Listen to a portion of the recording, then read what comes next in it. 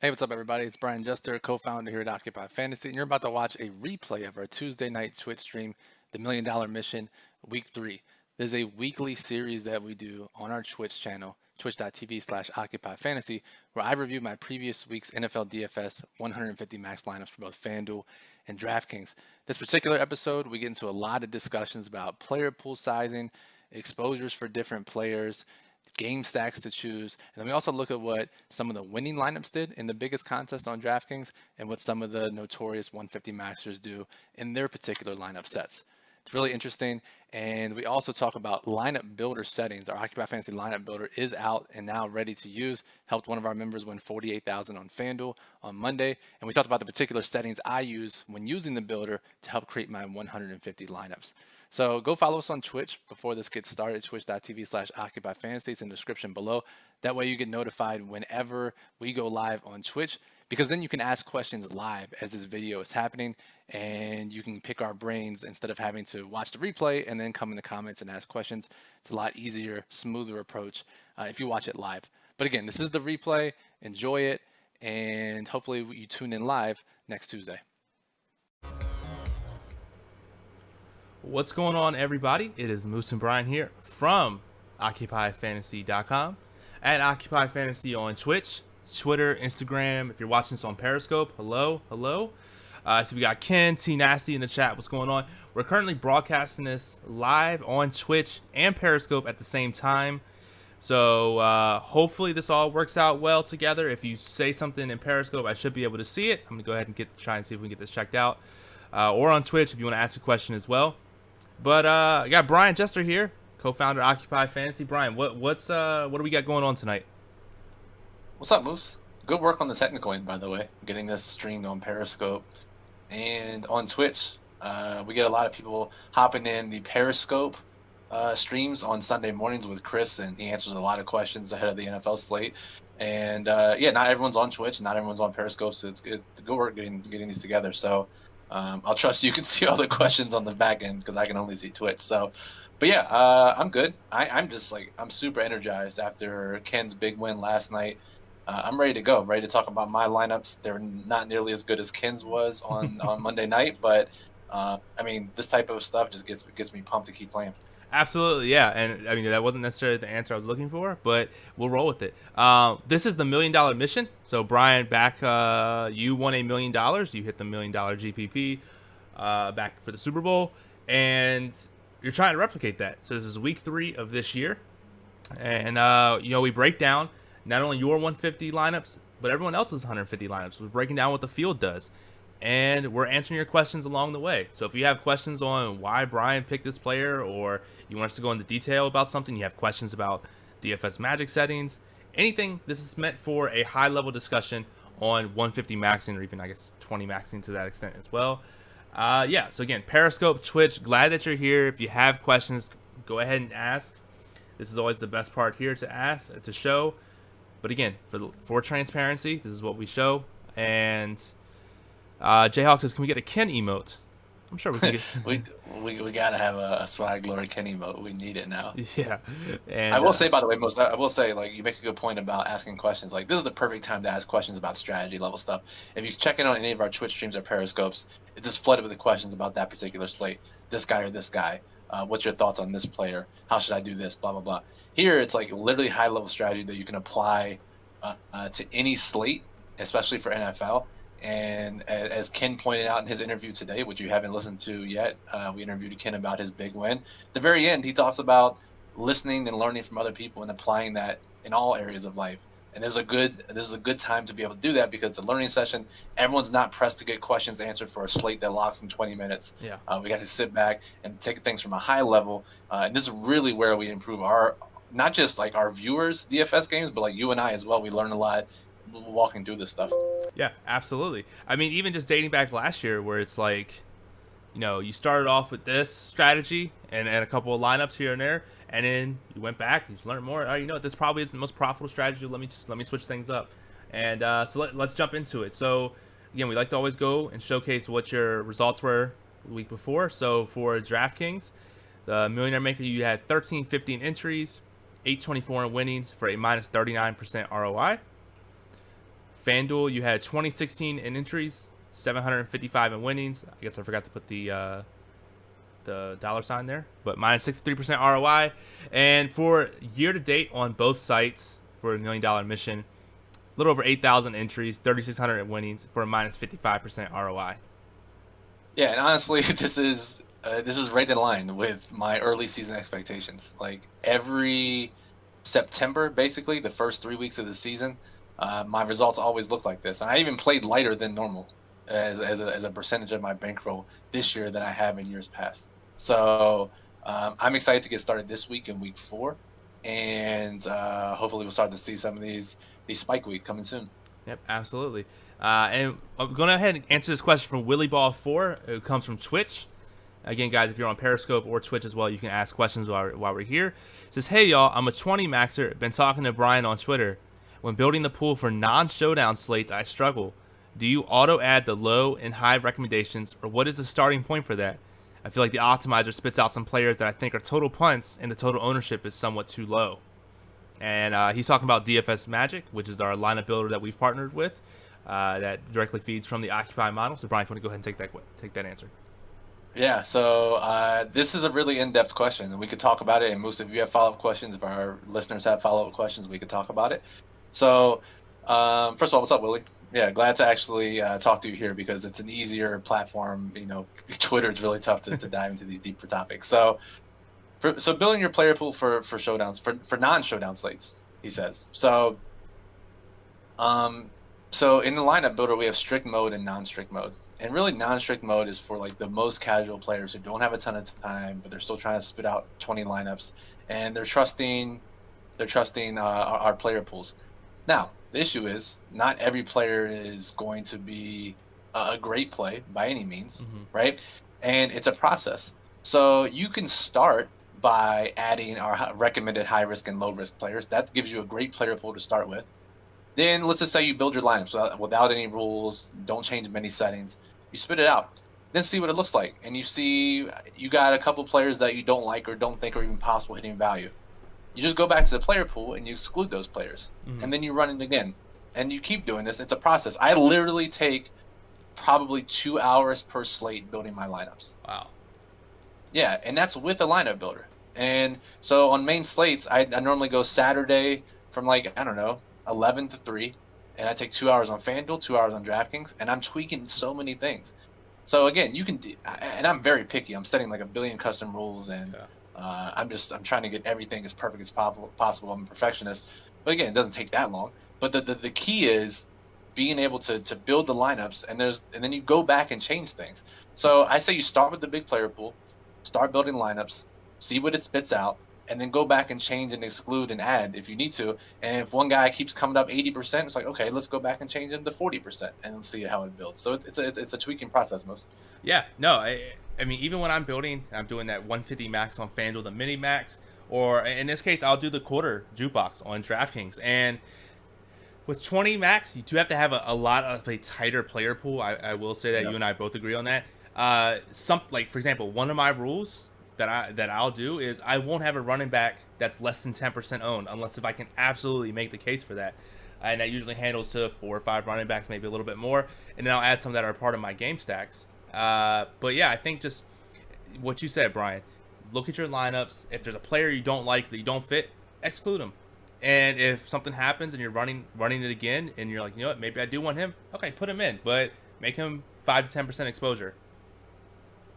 Right. No, exactly. And so we'll talk about here in a second. If I'm building 150 lineups for a classic NFL slate, the optimal player pool size generally is like 50 to 75. Somewhere in that range. So if you're building 20 lineups, you're going to have significantly less than that. 20 to 40 players probably. Yeah. Depending on a wide variety of things. So yeah, that player pool is going to be extremely tight compared to if you're building 150. Now, 150, we talk about stacking 6 quarterbacks.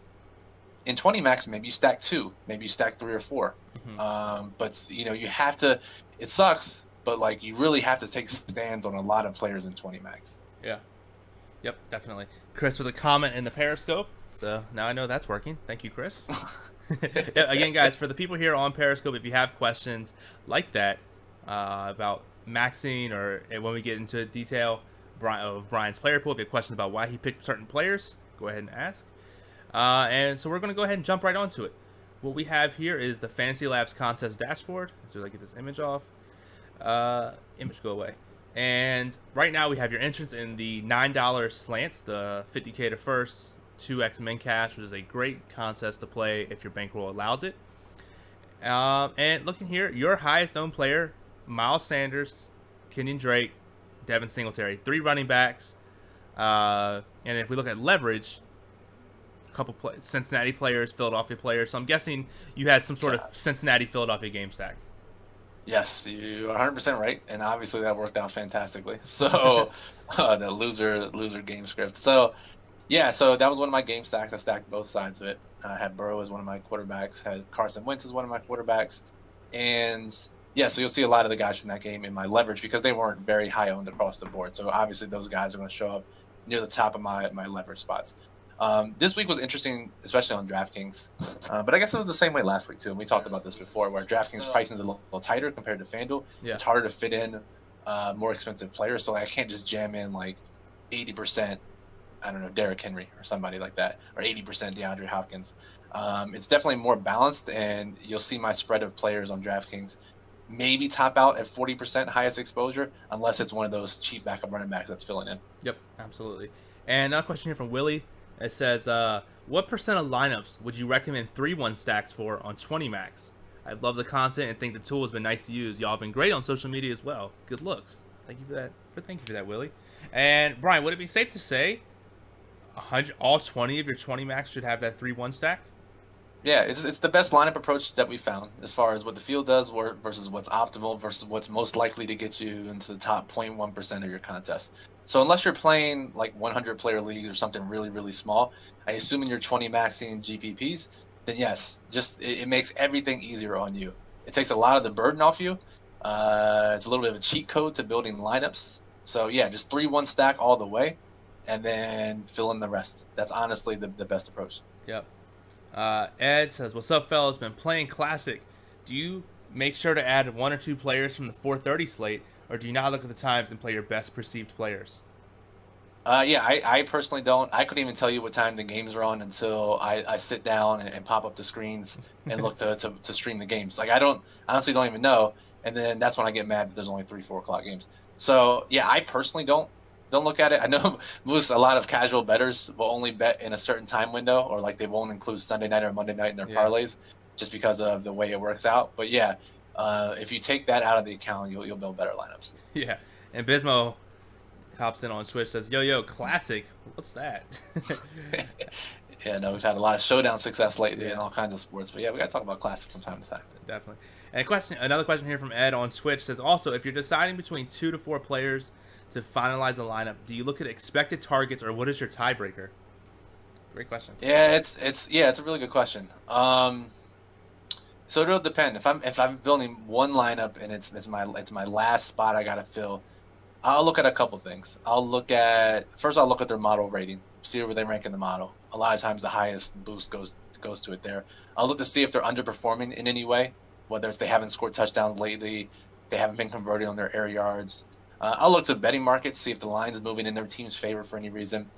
And then I'll look at ownership lastly. If like I definitely need a low owned piece, I'll take maybe if there's truly 2 to 4 guys that I can't decide between, I'll just go with the lowest owned. Mm-hmm. But most of the time that's not the case. Like most of the time we don't really concern ourselves with ownership. So it's really the model rating, betting market, and then any like underperforming type metrics.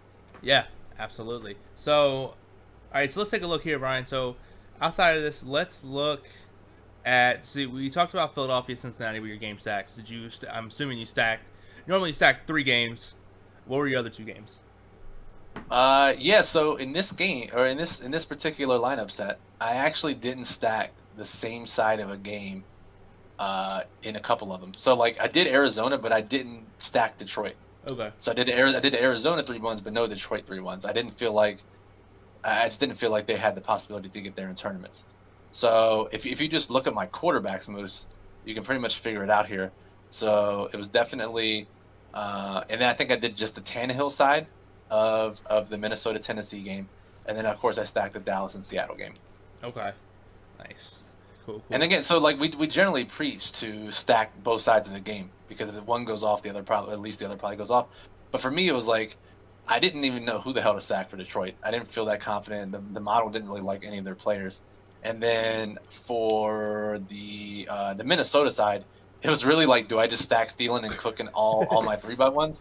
Which apparently I should have used Justin Jefferson. Yeah, and so that's actually a question that I have for you is, which players do you normally decide to pick in your stacks? Do you just say, okay, give me tight end 1, wide receiver 1, wide receiver 2, running back 1, and just run that? Or are there certain teams that you just say, hey, I'm going wide receiver 1, running back 1, or tell me through your process on that?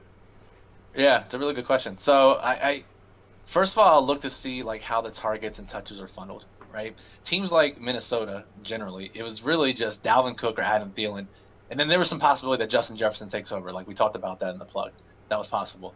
Where if you have a team like, let's just say we're using Detroit as an example, there's Galladay, Marvin Jones, maybe Amendola gets in the mix, TJ Hawkinson, and then they're probably not going to use any running backs. But then maybe I just equally match those 4. Okay. Arizona, we know DeAndre Hopkins is going to get run and be the number 1 receiver. We know Kenyon Drake should get run. And then it's like, okay, do we include guys like Christian Kirk when he's healthy? I included Andy Isabella because he was underpriced compared to his new role. It's really looking at roles, expected targets, expected usage, and really, can they hit that ceiling, right? Jack talked about so long ago when he won the 50K, when he's building lineups, can every player in my lineup hit 25 points? Yeah. And that should be your goal too when picking stackable players. Yeah, absolutely. Great question here. What's up, Nightbot? Talking about Discord. And again, guys, if you're watching this here on Twitter or Periscope, you can click the link. That'll take you to Periscope, and you can ask questions about Brian's 150 max lineup, or if you have high-level questions about how to stack or how to build lineups, 20 max, 150 max, you have questions about the lineup builder that we've partnered with, go ahead and ask. This is a high-level discussion. We're going to be here for another 15 or so minutes as we break it down. Rollercoaster DFS says it's all luck. It used to be skill. I have to disagree with that one. That's a loser mentality, for being real. So yeah. All right, so let's take a look at some of the other 150 maxers here. Do you want to look at what people did in the slant, or do you want to look at what people did in the Millionaire Maker? It's always fun to see what the top lineups did in the Millie and how many lineups they had. So let's go over to the Millie and see what they did. Perfect. So if we jump over to the Fantasy Football Millionaire, well, actually, let me just really quick. I do want to look here at the duplicate lineups. We'll see that there's hardly any duplicate lineups in this slant. Usually a sharper field. That's good. If we go to the Fantasy Football Millionaire, now we have duplicated lineups. So we got the optimized lineups in there. Yeah, put some optimized in there. So I always wanted to point that out. All right, let's see. So you only had a couple entries in here, but let's take a look. Let's uncheck all these people here. Any particular person? Do you want to look at who got first and look at their lineups? Yeah, let's always look at what the top couple lineups did and analyze what they did, and then likely point out some luck features. But then we'll talk about maybe some of the top 150 matches, what they did, of course. Yeah. So the winner. Sorry if I said your name wrong. Claws of Heaven had 51 entries. So let's take a look at him. That's an interesting number of lineups. I don't know how you land on 51. But let's see what his lineup breakdowns were, his or her lineup breakdowns were, and how that correlates to what their actual lineup was. Yeah, absolutely. So if we get rid of all these other people here, it's most clicked every lineup. No, I think it defaults now to like these top 10 people. Let's see. So his max owned guy, Allen Robinson, Adam Humphries, Corey Davis, Chargers defense, Zeke and Eckler, all double-digit leverage against the field. It worked out pretty well for him. And as you'll see here, his was pretty spread out too, right? Yeah. Top exposure 40%, so a pretty spread out approach as well. How many total players were in his player pool for 50 lineups? 67. Okay, so a good number for 50 lineups. What let's see his quarterbacks. How many quarterbacks did he use in his 50 lineups? Absolutely. So he used 1, 2, 3. He used a lot. He did the. I wish I knew that guy's name. He did the match the field approach. This is a crazy strategy. And Russell Wilson, he literally had in 7.8% of his lineups. Just so happened that I'm gonna say this is a fortunate occurrence that 7% of his 58 was at 3 or 4 lineups. Just so happened one of his Russell Wilson lineups was the optimal. So again, we have another fortunate occurrence. But when you have a field of 260,000 people, whatever it is, like we're gonna have some luck. Like Also, that's gonna happen. Also, I misread it. He had 92 players in his player pool. Okay, so maybe we have another luck box like last week. It seems like that's the case. And this is so. It's called the Wyatt Earp effect. I think we've talked about it on here before, right? Some people say you don't have the 150 max to win. Look, last year, half the millionaire winners only had one entry. It's like, okay, if you look at the field, like 10% of the entries are 150 maxers, and they account for like 30% of the millionaire winners. Like, I don't know, 75% of the field is single, yet they only account for whatever 30 or 40% of the winners. So there's a big difference there. And if you have enough of single entries, there's going to be one person that wins. The odds of one single entry winning is pretty high. The odds of a specific person winning is like microscopically low. Yeah. Yeah. I mean, think about it this way. Let's say if you had a dice, like you had one dice, 1 through 6, and that 150 maxer is the 6, and all the single entry people are the ones, or all the other ones, 1 through 5. More times than not, you're going to land on the 1 through 5 versus the 6. Right, But, yeah. exactly. All right, Roller Coaster says, how is it not luck when Robinson captain with all Dolphins won a showdown captain? Yeah, you can talk to Bismo. He's in the chat. He actually took down a tournament with that. He and I talked about that lineup literally before the contest started. He wanted to get a unique lineup. He thought a 1-5 could win in this instance because of Jacksonville's injuries to their players. So they didn't have really any high-priced guys outside of James Robinson. And he thought James Robinson got a lot of work. So James Robinson could be the highest scoring player on the slate while Miami spreads out their scoring. That's what ended up happening. So you can call it luck. It's fortunate that it played out that way, but the concept behind it was actually skill. Yep. Let's see here. So Willie Ball says, on a lineup builder, I'm not sure I saw a way to add a rule to force by position. Rather, you'd have to add an exact player to the custom group. Is that correct? That is correct. Yeah. What's the situation where you're trying to force a position? Usually there's an alternative to almost every question if you can't do it in the custom rule. So what are you trying to accomplish? And then we can let you know how to do that. And Roller Coaster says, wow, I'll keep an open mind. That's awesome. Yep. Cool. And Miller Park, what's up, Miller? Says, when 20 maxing, how large should your player pool be in high-risk tournaments? Yeah, so we hit on this a little bit earlier. Miller Park, what's up, man? Thanks for joining. It's really tough. Like probably like 30 to 40 players, I would think, is probably the range. Again, the optimal range for 150 max is like 50 to 75, and you have to tighten your player pool for 20 max. So definitely below 50, I think, is what you should be shooting for. Absolutely. Yep. Cool. Nice. So we always like to, again, take a look at what some other people did as well. And I'm going to go back to the leaderboard. And if we see Raisin Brand Man, which is a great name, he was the top 150 maxer. Let's take a look at what he did. Yeah, let's see it. All right, if I can go back here. I'm going to have to zoom in here because I'm very blind and can't see. So I got it on full screen now so I can see what's going on. Perfect. All right. Raisin Brand Man. Did I spell it? Goddamn. Please tell me I spelled his name right. Moose has the most trouble with usernames, whether it's spelling or pronunciation. All right. Raisin Brand Man. There we go. So, sorting by ownership, Amari, DeAndre, N'Keal Harry, Stephon Diggs, Darren Waller. A lot of people. He used 86 players. Okay, so beyond. Okay, let's see how many quarterbacks he used. Yeah. And so using quarterbacks, he used 1, 2, 3, 4, 5, 6, 7, 8 quarterbacks. All right, so not too bad. And Russell Wilson, he had in 14%, so that's not too bad. It's like he matched the field. Yeah, kind of matched the field on Russ Wilson. Who's the most important player in his lineup? Let's go back to his winning lineup and see who I can't remember off the top of my head who's some of like the most important players you had to finish high in the GPP last week. So in his lineup, he had Dak, Davis, Wilson, Lockett, Allen, Gallup, Logan Thomas, DeAndre Hopkins, and the Indy defense. All right, so Lockett obviously was the big deal here. So how much Lockett did he have? Because Lockett was probably the key. 40 points at 17% ownership. Let's see here. Look here at. Is it not going to show? He had a good amount, right? Yeah, no, I'm saying I had the way the dashboard is set up on Fantasylabs is it won't let you scroll down past a certain point.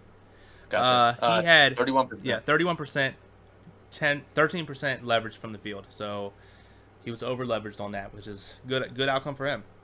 Yeah, absolutely. So that was a sharp move by him to get leveraged on there. It looks like he had a decent amount of exposure to that game stack in general. So good work here by Raisin Brand Man. Definitely.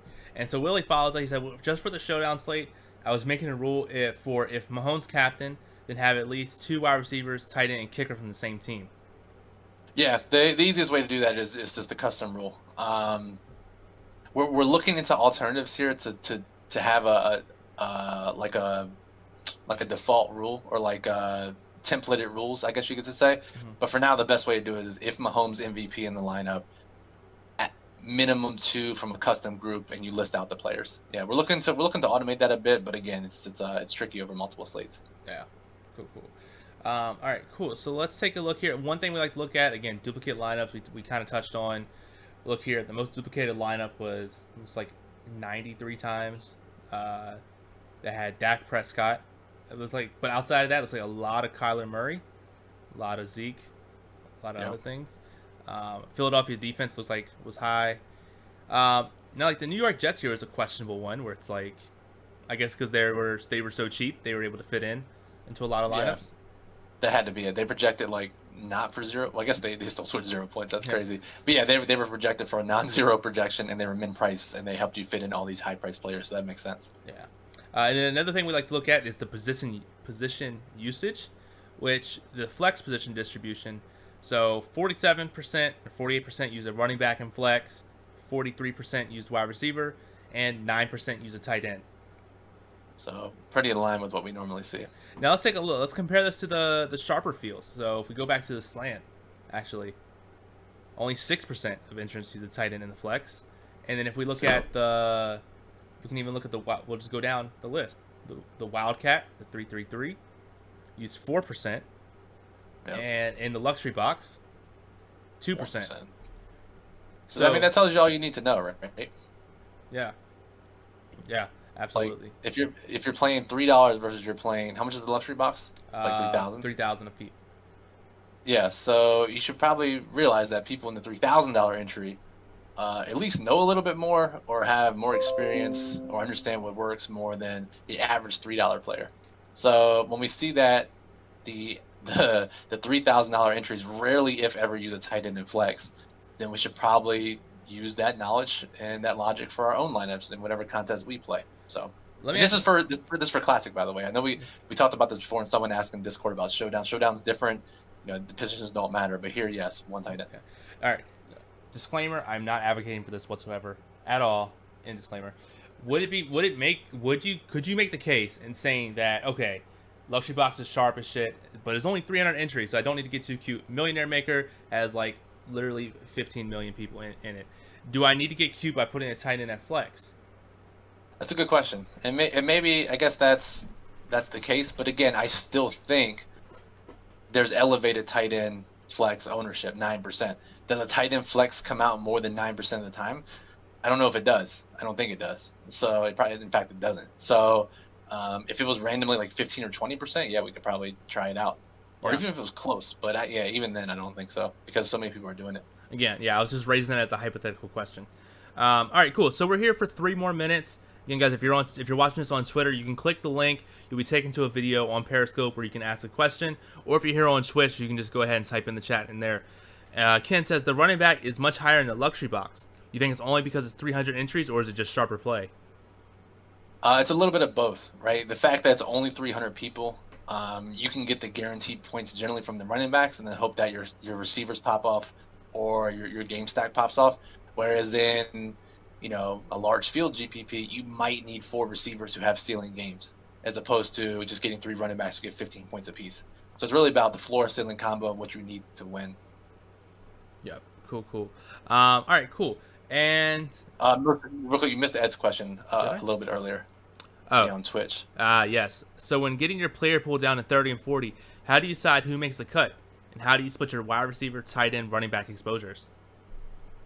Man, it's kind of like a bell curve for me, Ed. So like on one end, I'll have, a handful of running backs that are core plays, like high owned, high volume, good spots.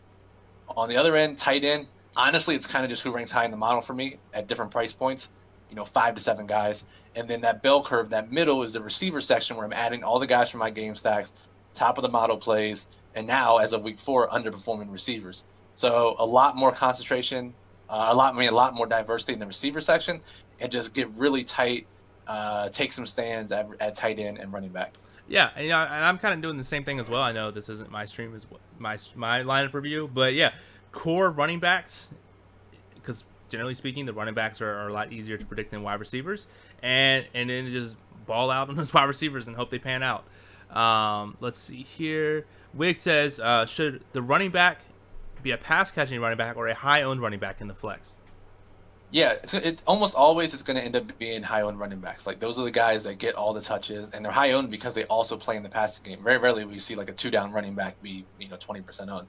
So honestly, just default to ownership. Ownership and projected touches is the best way to go for running backs. I don't really. It's we try to simplify things as much as possible, and that's really what it comes down to for running backs. So if you play those guys, you'll come out ahead more often than not. Yep. And as we always point out, and weekly sports like NFL, people have enough time to figure out who the best plays are. And very rarely will you see a good play be low owned in running back.